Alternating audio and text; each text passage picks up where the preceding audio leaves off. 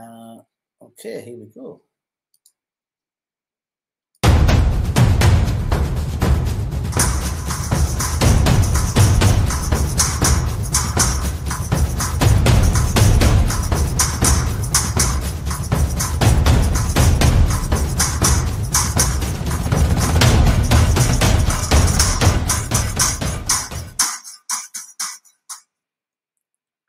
Okay, hope you like that little video, sort of give us an intro.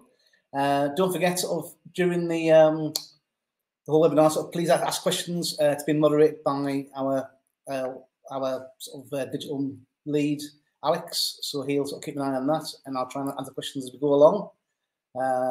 But it's, yeah, if we can be as interactive as we can, I'll try and answer questions. I've got a gentleman here called Paul Simpson, who is going to be sort of joining us as the assembly manager. Paul's going to sort of do a demonstration as we sort of go along, and I might jump in once in a while. But yeah, feel free to ask questions. I can see them on the side. Okay, quick webinar. Here's a few slides for you. Yeah, as we sort of say, you can't reinvent the wheel, but you can reinvent the wall. Interesting fact about concrete: it's the third highest emitter of CO2 behind the USA and China if it was a country, which I find quite staggering, if I'm being honest. So concrete's a problem. Plastic, as we all know, is a problem. Doesn't need me to go over the issues. We all know what they are. We produce too much of it because what we do is we make the most throwaway of items out of the most permanent materials. So, what's the problem? Plastic waste, housing's a problem, flooding's a problem. We think we've got a solution that solves all three in one. Our initial sort of market, we've identified we can do buildings, we've identified we can do flood defences, we've identified we can do a variety of things, but we sort of do believe that our initial market should be things such as, there we go, what we call task pods or garden pods, home-based buildings, structures. At the minute, these things are made out of wood, like log cabins, sips, porta cabins, this sort of thing. And it's a huge market. I mean, in the UK alone, 110 million pounds was spent in 2012, but in 2022, it's estimated to be 650 million because people are naturally sort of staying at home a lot more. People sort of are enjoying the home a lot more. But equally, sort of, we recognise the fact that people want to work from home, and with the pandemic that's just taken place, you know, sort of 33% of all employees will work remotely at some point, and 53% of those will hybrid work. So that potentially is a huge market for a garden officers. We think that's a massive market, not just in the UK, but you know, sort of certainly in Europe and certainly in North America. And that really is our initial market. Things such as what we call our task pods. That's one of our garden rooms. That's another one of our garden rooms. And we make these what we call task pods, which are quite small. It can be sort of shed-type buildings, of studio-sized, bigger, smaller, according to the customer or the client's need. That's going to be our focus. But we do recognise that we can use our system for a variety of things: homeless shelters, flood defences, dividing systems such as exhibition stands, that sort of thing, and also pop-up buildings such as medipods, incident pods for police, those sort of markets, all from the same system, all using the same technology, just a matter of how you build it, basically.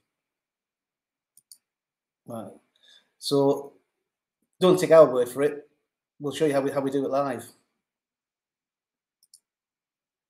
Hold on, I'll just turn that off.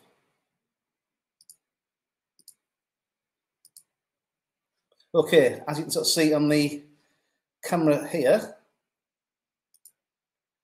we have a small building. I mean, sort of obviously with the time constraints, we couldn't build a huge building, but we can show all the component parts of what we do using a small little sort of foundation that we'll build a sort of a two core structure, which will sort of show all component parts of how we build. I'll just put my camera on for the moment very quickly. What I will sort of show you before we sort of start is, you can see the black thing on the floor, that's foundation. What we do is, this is one of our key pieces, as you sort of see here. We have, in our extrusion, we have predefined grooves for the brackets, so that you can't, as long as that piece has been cut correctly, you can't put the bracket in incorrectly. It's a if you like, a foolproof system. Well, we'll soon find out if Paul builds it correctly. Okay, I'm going to sort of turn the camera off for a moment and let Paul do his thing. And what Paul's going to do is, he's going to build the first course. As you sort of see on here, there's a foundation. We've got some green pieces there, which we call the spars, which are the cross members, as you can see on there. And what we do is, you'll see around the edge, there's a small little lip that allows us to put the floorboards in. Keeping the theme of what we do, we're using recycled styrene for the floorboards. And then what we then do is simply, if we want to put a screw into that screws that floor into the cross members to sort of stop the floor bounce. If that sort of makes sense, I'll just put my camera back on again for a moment. Right, okay, so I've explained how the foundation works. What I should mention is, if we want to level that foundation up, we can use effectively sort of pieces, sort of self-leveling feet, because of course, sort of depending on what ground it goes on, it's not going to be the most level of surfaces. So what we do is, we pre-drill our foundation piece and have these simple feet, rubberized feet, that we can adjust from the top to level the building across to what we want. If that makes sense. Okay. So Paul is now going to put on the first course. As you sort of see, he's putting the outer in first. Levels it across. It's all pre-cut in the factory, of course. One screw. Goes in. Holds it in place.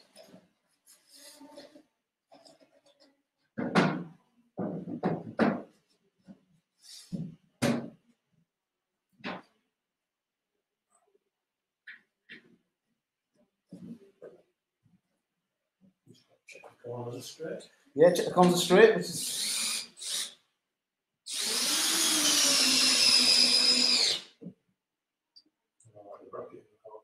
yeah. And what Paul's now going to do is going to put a bracket in the corner. Once again, on the brown piece, there's also grooves very similar to the foundation that ensure that the bracket goes in exactly as it should do for the corner. Then you can put you can see there, just adjusting that. Put the bracket in place, which, like I say, as long as it's being cut correctly in the factory, or cut correctly, is a mighty corner.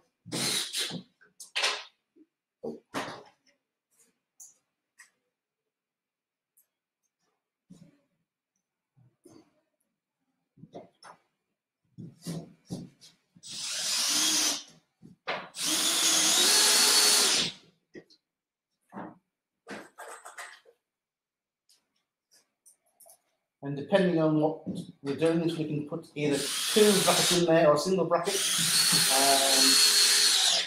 We have actually built most of our buildings with single brackets on the inside. Two brackets, it doesn't really need it overall.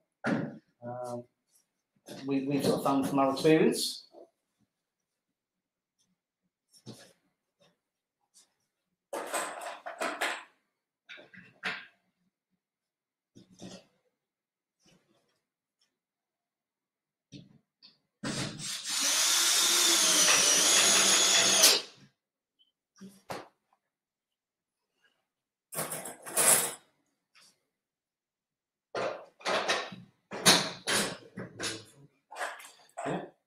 You see, put the bracket in a different position this time. I think. Can't really see me. Yeah. Just see if we can. As long as it gets the screw in place. No pressure, Paul.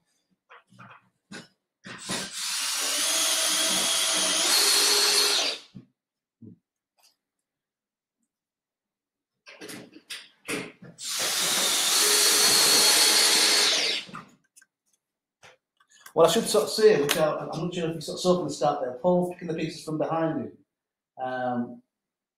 Because of the way that the system packs away, it actually packs away to 1/5 of its build size. Like I say, so what we've worked out is that we can actually fit enough material into a 40-foot container to build a 6.5 feet wall around the football pitch. That's how compact it packs away. It's sort of, yeah, I mean, sort of, obviously our names are play on the word Lego, but really it's more like IKEA because it's flat pack as opposed to Lego, which is, you know, sort of what we do is we don't add air to our product. We add air on site. Now what you see now is what Paul is doing. He is putting the inner piece of the wall in, which once again has been cut such that it's a convex system there.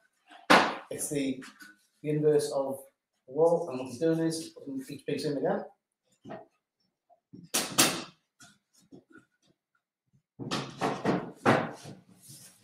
Like that.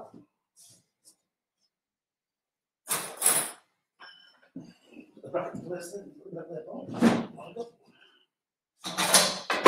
And on this piece, you'll notice there's one bracket which is a centralized bracket on the top. It's done that way so that the bracket on the top doesn't interfere with the brackets underneath it effectively. If it was on a foundation piece.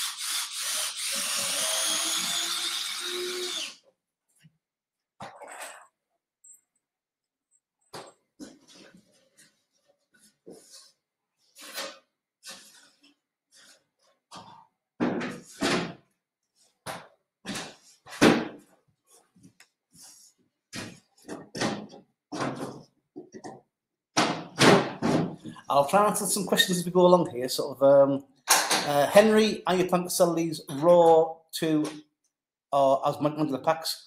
It'll have to be a modular pack, really, Henry. That's the plan. Louise, what's your plan to tackle homelessness? Will you take this product to government? Yes, we will. Obviously, so we want to prove the product in the market before we sort of go through layers of government, which can be quite onerous. Yeah, Louise looks really easy to assemble. Does it use standard screws? Yes, basically, sort of what we've done is we designed the system such that apart from the OGEL parts, everything can be bought from Screwfix. That's the idea. But obviously, we would supply it with screws, brackets, and everything. But the idea is that if you run out of screws or run out of brackets, you can buy them from Screwfix. It's a standard Screwfix part. Aaron would like to hear more about this as well. I don't know what that means.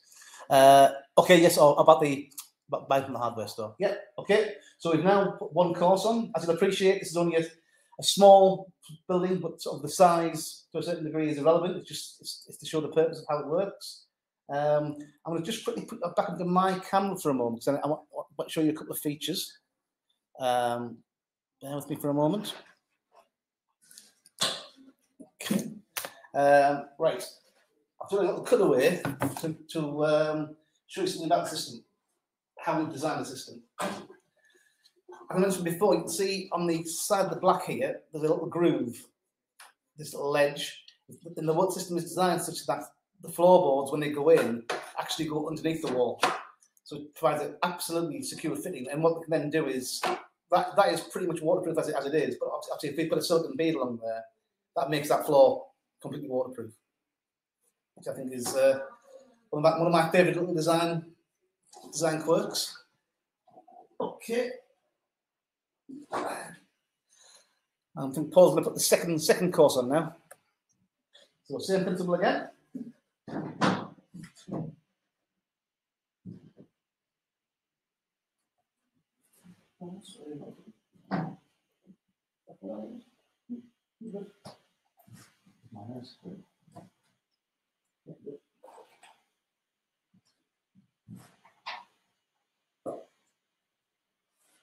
Just leave him to how we 5 minutes.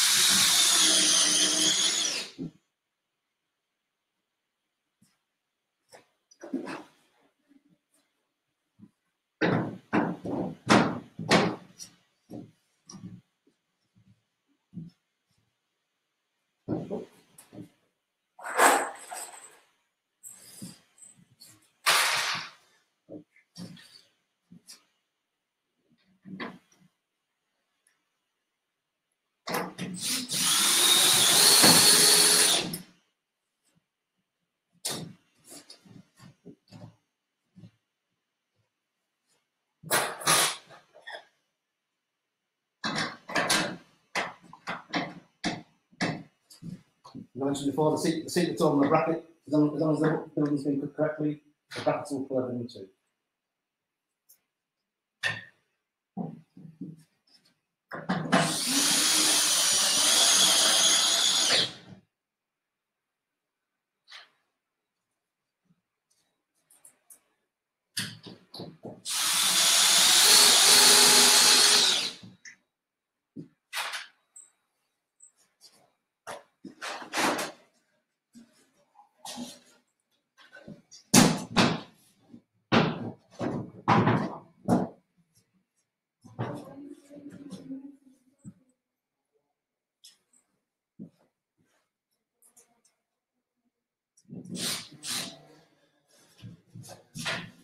Yeah, I'm following you.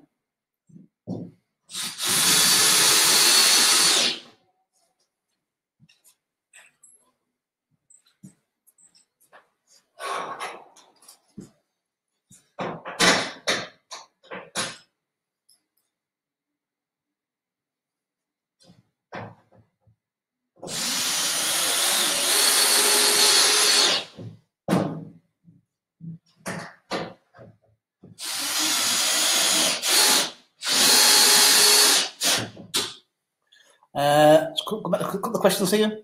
Is the plan to get the government to provide flood defences to high-flooding areas? Flooding is an interesting sort of subject. Flooding is actually covered by the Environment Agency. So we have spoken to them very initially about what we want to do. We are sort of talking to a number of people sort of about it, really. It's quite a complex thing, flood defences. So what we're doing initially is leaving that till probably midway through next year and then begin conversations with the Environment Agency, in essence. Richard, do you put insulation in the cavity? You can do, but you actually don't need it, would you believe? Because the U value, because it's styrene, because the air is effectively trapped in the wall, it gives it a U value of 0.117, which is about the equivalent of a double skin brick wall with insulation in the middle. So it doesn't actually need it. Will the garden office be okay with very strong winds? Yes, because what we do is, obviously we can't show it on here, but we actually screw that foundation, or screw the spars into the ground, so it can't lift up. But it isn't actually super light. It isn't like flaky polystyrene. Noise impact from heavy rain. You don't hear it because it's double skinned. To answer that question, Sharita. Henry, so the aim for garden rooms will be whole building to turn upon pallets like a giant project. Yes. The question on the base requirements, which is a good question. What we can do is, and we've already tested to do so, we don't need a concrete base. We can build these onto what's called ground screws, which are, as the name sort of suggests, like large screw type devices that you hand screw into the floor, and then effectively sort of screw the base onto that, so it can actually just go into normal ground, and then we sort of level off the ground screws. Is there a market to take this for army uses? Yes, we believe there is. Once again, as you'll appreciate, it's quite a long procurement process, which is part of the reason why we've built garden rooms and garden offices to begin with. But the same garden room will just have military decals on it and be used for the army, if they're interested in building in it, But yes, we view the whole flat pack, disaster relief, army use as being one of our markets. Paul's now put the second level on. What we're now going to do is just show a few of the finishing parts. I'm going to just build in one corner, and I'll explain why we're doing that in a moment.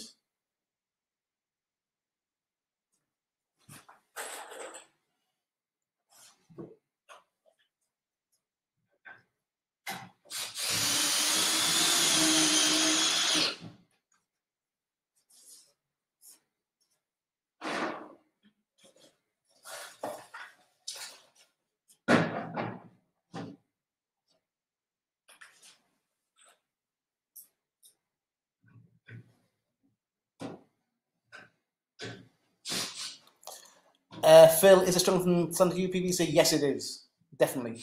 We have had this tested by the University of Coventry, its compressive strength is 5.4 tons, which is about the same as thermalite block.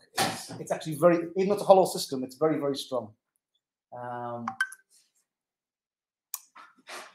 So yes, a lot stronger than standard UPVC, a lot stronger.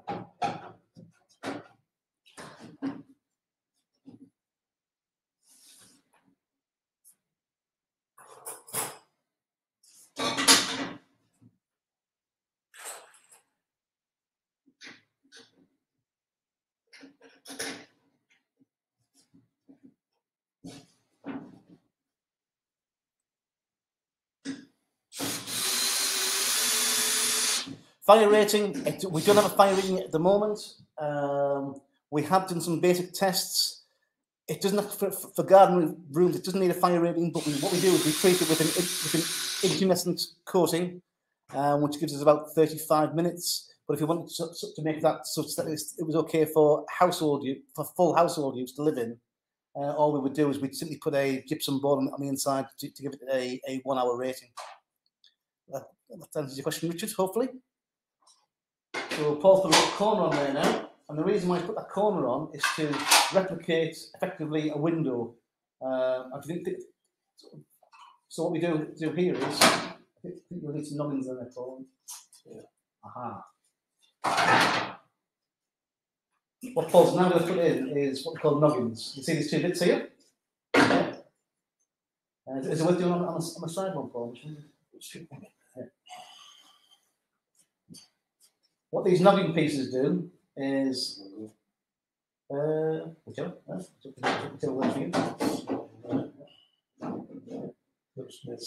slides in. What these actually work for is to provide a locking piece for our capping and extrusion, and also a place so that we can tie windows to it.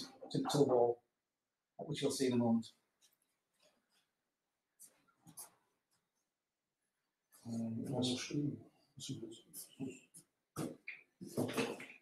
If we've got the one screw, we'll just use yeah.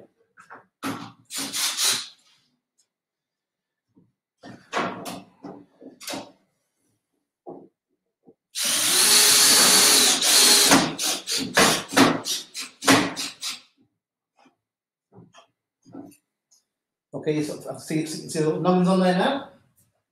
Okay, now what Paul's now going to do is put some capping pieces on. And the same as you would for a window or a door. I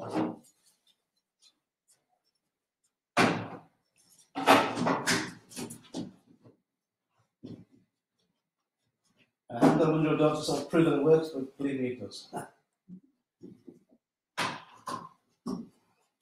And what he's now going to do is he's going to tie these, what we call C-caps,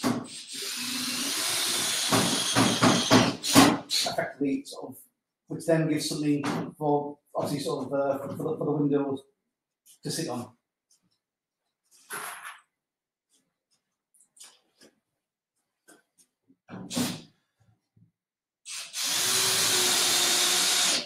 Or door, does it come with a 45? Yeah. Right? All parts come with 45 degrees. Yeah, and you'll come with 45, so it's all neat and tidy. Okay.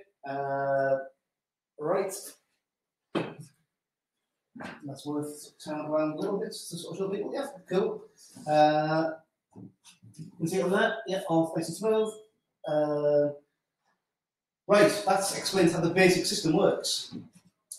A window will go on here, tie in, you tie the window to noggins, which obviously cover these screws. You put your window, your door in, exactly the same principle. Right, how do we do a roof? Our roof is exactly the same principle. All we do is we simply turn our pieces sideways on.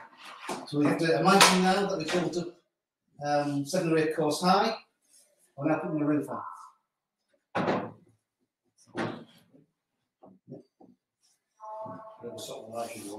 Yeah, so it's measured to, well, that's one, you normally have an overhang over a door area. For example,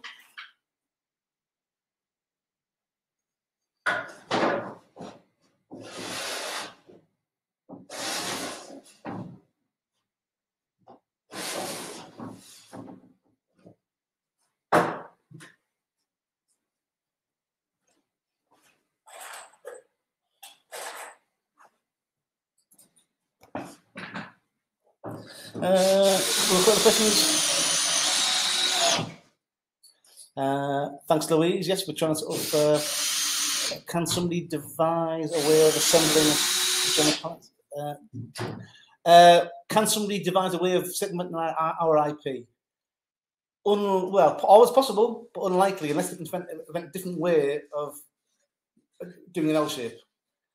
A key feature on our system, which I can't really sort of show you on this system, it's quite small, is the fact that if we want to build a long wall, we actually overlap the back and the front, so that wherever we have joints, the joints overlap each other, and that's a key component of our design. So theoretically, if somebody wanted to make something of 2 meters long, they could possibly could they beat our patent? Unlikely, because of some of the features we have involved in it.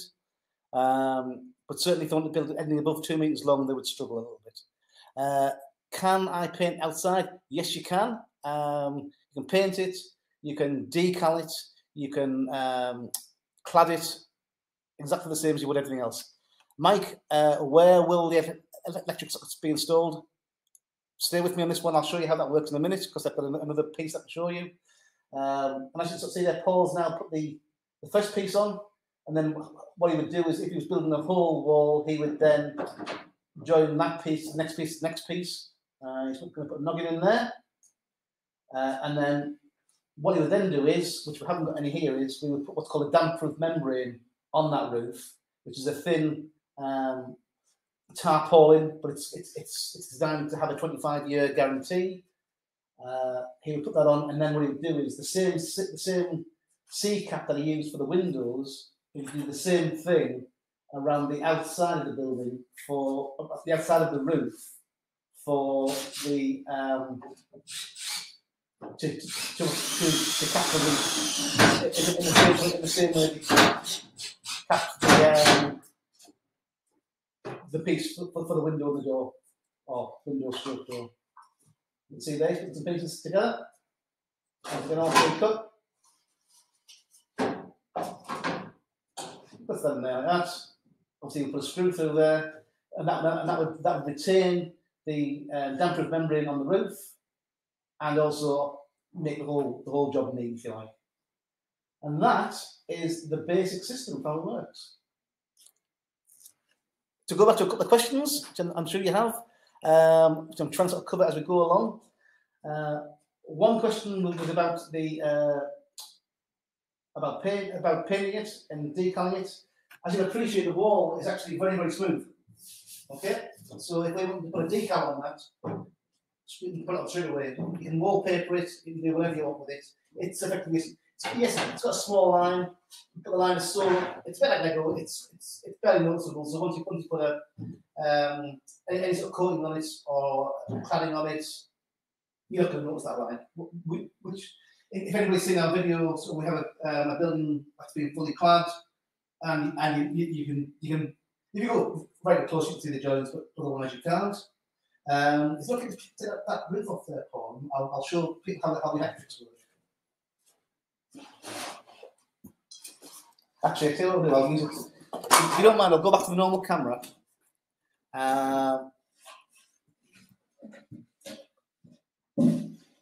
If you bear with me a moment. Yeah, people asked about electrics. Yeah, we standard electrics. What we do is, see there, we actually see there. We actually do the electrics are pre-routed, a pre-routed piece, and we actually do the electrics as we build the building, because we run the cables at the same time, which most standard building you would. The builder would come in and do his bit, then the electrician would come in and do his first fix, then a plasterer would come along, and then the electrician would come back and do his second fix, whereas we do the whole thing at once, at the same time. Just because we know the length of the cables, we use what's called Wagos to attach the system together internally for the wiring. So that's how we do electrics. Thank you, as I appreciate it. I now need to leave. Oh yeah. Thanks, Stuart. You've got to leave, no problem. Richard, is there no pitch on the roof? Depending on the size of the building, we are working on a pitch system, but at the minute, for this size of roof, we don't actually need it, because what we do is we actually design the building, and we put a slight pitch on the building, so the water runs off the back, and we have drainage at the back. But we are looking at one of the developments for next year, developing a pitch system. Okay, Alicia, how does the temperature cope with this material, such as retaining heat in summer? It's fantastic. It's very, very good. We've had a building out, fully built. Once again, because the U value is so high, it works the same way. So it's very cool in the summer, very warm in the winter. Put a bit of heating on, and it retains it, very, very well. Any more questions on the system? Cover. Oh yes, one of the questions which I did want to cover is this piece here. Or we don't forget a thinner piece. That's for the corners. We cut the corner pieces over like that. You can see that in there. Obviously in a white colour. And we've done a thinner version for the cladding, so that's less obvious. And the thinner version is also supposed to be inside of the wall as well, just for neatness. Or you can use a silicon bead on the inside. Anything else? Other developments as we go along, which are worth mentioning, is we know we can build 2 stories, and I'll tell you how we do it. This is our beams, which is also this polystyrene, but extremely strong. Can take a lot of weight. What we do is, imagine this is our wall. It's the top of our wall. What we do is we actually cut in a shape on the inside wall, and we feed in our beam like that and attach that using the brackets here, using little L brackets that attach. I'll show one.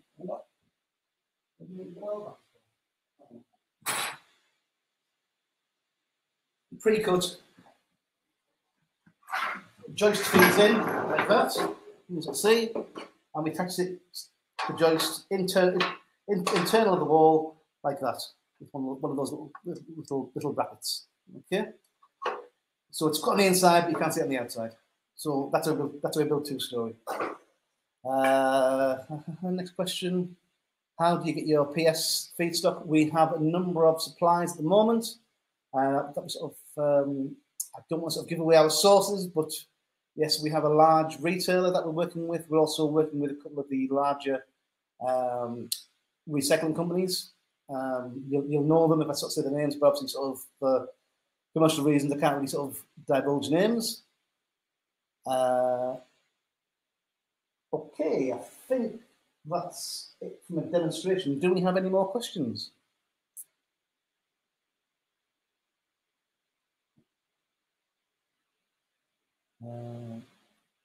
There's a handout there if you want to sort of download it. And once again, I think Alex, who's been moderating calls, is going to share the video afterwards with everybody. Any more questions?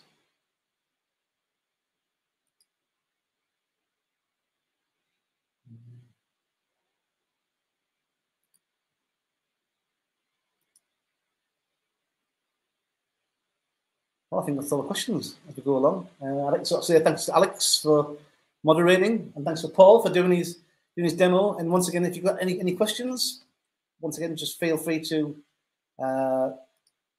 speak to us. Hold on, we've got another few questions on here. Phil, do we need a concrete base? No, you don't, Phil. It works probably better on a concrete base, but we can sit them on what's called ground screws. If you want to sort of Google ground screws, you'll sort of see how they work, how the building sits on them. Jonathan, can I sort of put plumbing in the cavity? Yes, you can. In the same way you can electrics, no problem at all. Once again, it's nice. The void is wide enough to sort of fit all standard plumbing. Alicia, yes, can I click put shell? Yes, the idea. Yeah, of course you can. I'm on leave it goes.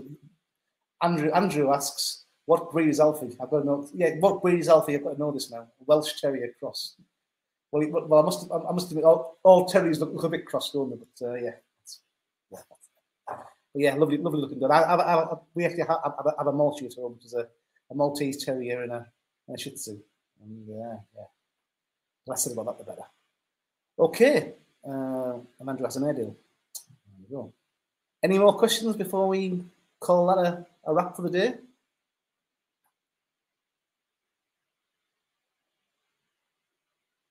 I think that's it. I think that's all the questions we have. Well, thanks for attending. Hopefully it's been informative.